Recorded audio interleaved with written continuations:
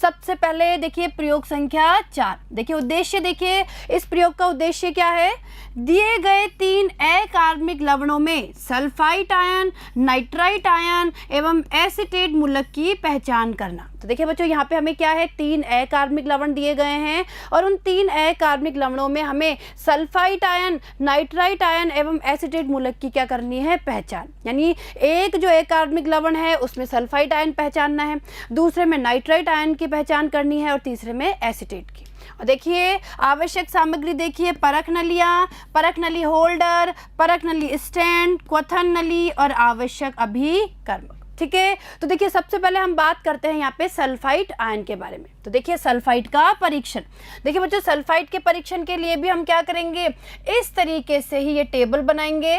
यानी देखिए इसमें क्रम संख्या हो गई, प्रयोग है, प्रेक्षण है और निष्कर्ष है। ठीक है, तो देखिए सबसे पहले ध्यान दीजिए प्रारंभिक परीक्षण पे कि प्रारंभिक परीक्षण हम क्या करते हैं, लवण में तनु H2SO4 डालकर हल्का गर्म करने पर हम क्या करते हैं, लवण लेते हैं, लवण की थोड़ी सी मात्रा लेते हैं, उसमें तनु H2SO4 डाल के हल्का गर्म करते हैं। देखिए क्या होगा, रंगहीन तीव्र गंध युक्त जलते हुए गंधक की गंध वाली गैस मुक्त होती है। तो देखिए बच्चों कैसी गैस मुक्त होती है, गंधक की गंध वाली। ठीक है, यानी यहाँ पे सल्फर डाइऑक्साइड मुक्त होती है।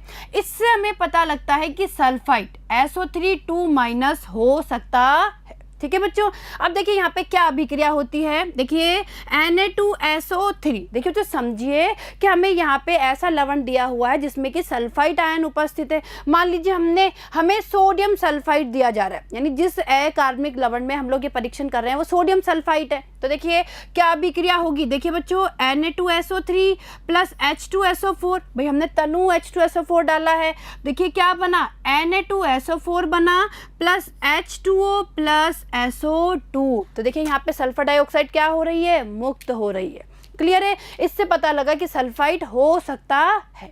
अब देखिए दूसरा क्या परीक्षण लगाते हैं हम, पोटेशियम डाइक्रोमेट परीक्षण लगाते हैं। देखिए उक्त परख नली के मुंह पर अम्लीय K2Cr2O7, देखिए K2Cr2O7 का मतलब क्या है, पोटेशियम डाइक्रोमेट से भीगा फिल्टर पत्र ले जाने पर, वापस समझिए बच्चों, उक्त परख नली के मुंह पर हम अम्लीय पोटेशियम डाइक्रोमेट से भीगा फिल्टर पत्र ले जाते हैं। देखिए क्या होता है, मुक्त गैस, यानी जो गैस मुक्त हो रही है वो फिल्टर पत्र को हरा कर देती है। यानी इससे भी हमें क्या पता लगता है कि हमारा सल्फाइड उपस्थित हो सकता है। तो देखिए बच्चों ये दोनों प्रारंभिक परीक्षण है जो हमें बता रहे हैं कि सल्फाइड उपस्थित हो सकता है। और देखिए यहाँ पे क्या अभिक्रिया होती है, देखिए K2Cr2O7 यानी पोटेशियम डाइक्रोमेट है प्लस H2SO4 प्लस 3SO2, क्योंकि हम इस उक्त परख नली के मुख के ऊपर ही हम क्या रख रहे हैं, अम्लीय पोटेशियम डाइक्रोमेट से भीगा हुआ फिल्टर पत्र रख रहे हैं। तो देखिए क्या अभिक्रिया होगी, देखिए बनेगा K2SO4 प्लस Cr2SO4 का होल ट्राइस प्लस H2O। और देखिए इसी कंपाउंड का कलर कैसा होता है, हरा। आया समझ में, आगे देखिए। अब देखिए बच्चों निश्चात्मक परीक्षण। तो देखिए बच्चों अब हम निश्चात्मक परीक्षण देख लेते हैं कि निश्चात्मक परीक्षण क्या होता है। देखिए बच्चों सोडियम कार्बोनेट निष्कर्ष में बेरियम क्लोराइड विलयन मिलाने पर, देखिए बच्चों क्या करते हैं, हम सोडियम कार्बोनेट निष्कर्ष लेते हैं और उसमें बेरियम क्लोराइड का विलयन मिलाते हैं। अब देखिए सोडियम कार्बोनेट निष्कर्ष के बारे में मैं आपको बता चुकी हूँ और एक बार वापस समझ लीजिए सोडियम कार्बोनेट निष्कर्ष कैसे बनता है। देखिए बच्चों हम क्या करते हैं, क्वथन नली लेते हैं और क्वथन नली में 1 ग्राम लवण लेते हैं, उसमें 3 ग्राम सोडियम कार्बोनेट मिलाते हैं और फिर उसमें लगभग 10 से 15 ml हम लोग आसूत जल यानी डिस्टिल वाटर मिलाते हैं और फिर उसे बॉईल करते हैं।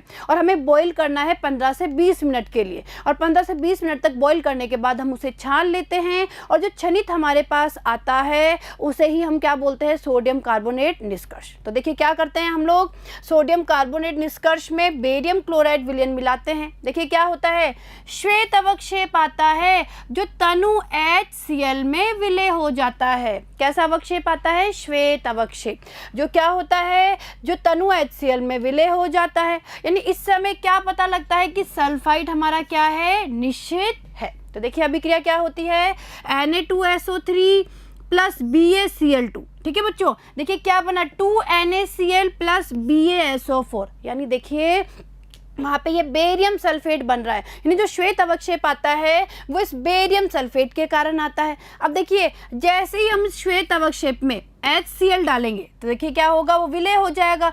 तो अभिक्रिया देखिए BaSO4 प्लस 2HCl, इससे बना BaCl2 plus H2O plus SO2।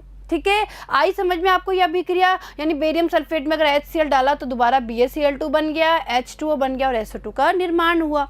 तो इनसे हमें क्या पता लगा कि हमारा सल्फाइड क्या है, निश्चित।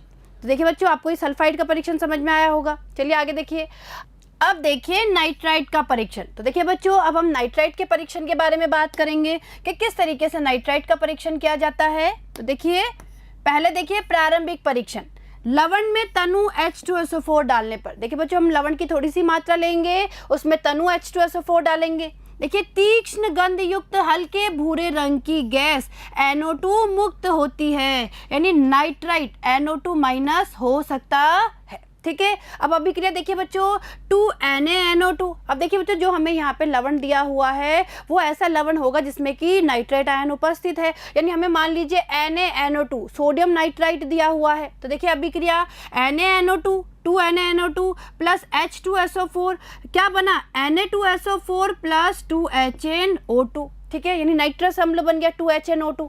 आगे देखिए 3HNO2, इससे जल नाइट्रिक अम्ल यानी HNO3 प्लस 2NO बना। और आगे देखिए 2NO प्लस O2, ये क्या बना लेंगे 2NO2।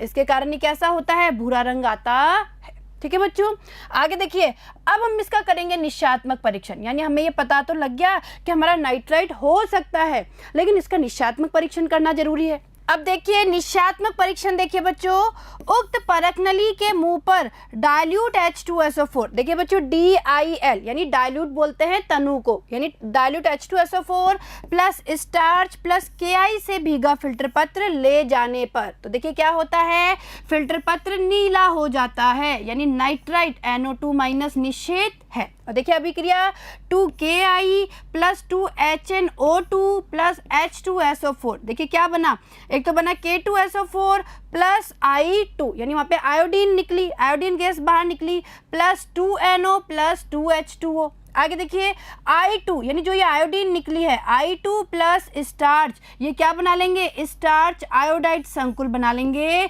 जिसका रंग ही कैसा होता है, नीला। क्लियर है। आगे देखिए, अब देखिए एसीटेट का परीक्षण। तो देखिए बच्चों नाइट्राइट का परीक्षण आपको समझ में आया होगा। अब हम एसीटेट के परीक्षण के बारे में बात करेंगे। देखिए एसीटेट का परीक्षण किस तरीके से करते हैं, समझिएगा बच्चों। देखिए प्रारंभिक परीक्षण, देखिए लवण में तनु H2SO4 डालने पर सिरके जैसी गंध वाली रंगहीन धूम निकलते हैं, यानी एसीटेट CH3COO माइनस हो सकता है। तो देखिए अभिक्रिया देखिए 2CH3COONA। अब देखिए बच्चों, हमें यहाँ पे ऐसा लवण दिया है जिसमें एसीटेट आयन उपस्थित है, मान लीजिए हमें सोडियम एसीटेट दिया हुआ है। तो देखिए 2CH3COONA प्लस H2SO4 क्या बना, देखिए CH3COOH बना, ठीक है, प्लस Na2SO4, यानी एसिटिक अम्ल बना जिसकी गंध कैसी होती है, सिरके जैसी होती है, यानी हमें क्या पता लगा कि एसिटेट हो सकता है। आगे देखिए निश्चयात्मक परीक्षण, देखिए निश्चयात्मक परीक्षण में पहला है फेरिक क्लोराइड परीक्षण। देखिए उदासीन सोडियम कार्बोनेट निष्कर्ष में उदासीन FeCl3 विलयन डालने पर, देखिए क्या होगा, विलयन का रंग गहरा लाल हो जाता है, जो गर्म करने पर भूरे अवक्षेप में परिवर्तित हो जाता है। यानी इससे हमें क्या पता लगा कि एसीटेट हमारा क्या है, निश्चित है। देखिए बच्चों इसको समझिए अभिक्रिया को, FeCl3 प्लस 3CH3COONA, ठीक है, यानी क्या होगा यहाँ पे, क्या अभिक्रिया होगी भाई, FeCl3, भाई हमने उदासीन FeCl3 डाला है, क्या बना, ये लाल रंग का एक कंपाउंड बन गया, CH3CO का होल ट्राइस Fe प्लस 3NaCl। और आगे देखिए जो ये कंपाउंड बना है लाल रंग का, ये देखिए जल से अभिक्रिया करेगा, देखिए क्या होगा, ये समझिए बच्चों जल से अभिक्रिया करेगा, और ये देखिए भूरा अवक्षेप, ये कंपाउंड बनेगा CH3COOFe और OH का होल ट्वाइस, यानी इस कंपाउंड के कारण ही कैसा अवक्षेप आएगा, भूरा अवक्षेप आएगा। और साथ में देखिए 2CH3COOH, ठीक है, यानी इस कारण से क्या होगा, इसके कारण जो ये बना है कंपाउंड, इसके कारण क्या होता है, जो विलयन गहरा लाल रंग का था वो कैसा हो जाता है, भूरे अवक्षेप में, ये भूरा अवक्षेप आता है इससे, यानी हमें पता लग गया एसीटेट क्या है, निश्चित है। आगे देखिए, अब देखिए दूसरा निश्चयात्मक परीक्षण क्या लगाएंगे, एस्टर परीक्षण लगाएंगे। देखिए बच्चों एस्टर परीक्षण समझिएगा एसीटेट के लिए। देखिए लवण प्लस एथिल अल्कोहल प्लस 5 से 6 बूंदे सांद्र H2SO4 डालकर गर्म करने पर क्या होगा, फलों जैसी गंध आती है, यानी एसीटेट CH3COO माइनस क्या है, निषेध है। तो देखिए अभिक्रिया देखिए 2CH3COON यानी हमारा लवण है, H2SO4 है। देखिए क्या अभिक्रिया होगी यहाँ पे 2CH3COOH प्लस Na2SO4 ये बनेगा।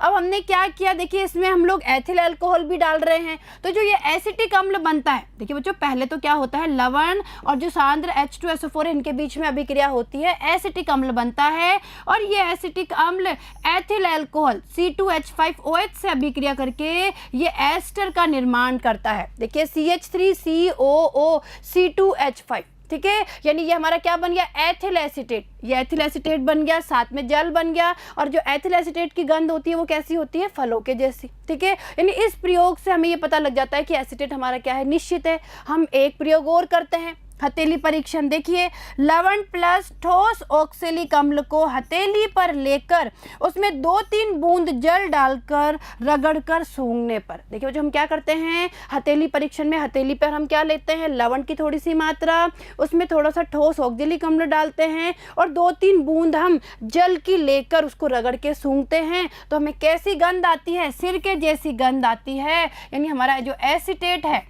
CH3COO माइनस क्या है, निषेध है। क्लियर है। तो देखिए बच्चों इस तरीके से आपको समझ में आया होगा कि कैसे एसीटेट को निकाला जाता है, यानी एसीटेट का परीक्षण किस तरीके से किया जाता है। अब देखिए बच्चों आपको यहाँ पे ये समझ में आ गया होगा कि किस तरीके से हम सल्फाइड का परीक्षण करते हैं, नाइट्राइट का परीक्षण करते हैं और एसीटेट का परीक्षण करते हैं। और देखिए इसके बाद बारी आती है परिणाम की, यानी परिणाम क्या निकल के आया। दिए गए प्रथम लवण में ऋणायन सल्फाइट आयन SO3 2- द्वितीय लवण में ऋणायन नाइट्राइट आयन NO2- तथा तृतीय लवण में ऋणायन एसीटेट आयन CH3COO- उपस्थित है। ठीक है, तो देखिए बच्चों इस तरीके से हम लोगों ने सल्फाइड का, नाइट्राइट का और एसीटेट का जो परीक्षण है वो पढ़ लिया है कि कौन कौन से परीक्षण हम यहाँ पे लगाते हैं। और देखिए बच्चों अब हम लैब में चलते हैं और लैब में इन परीक्षणों को करके हम पता करते हैं कि किस तरीके से सल्फाइड, नाइट्राइट और एसीटेट आयन की पहचान की जाती है।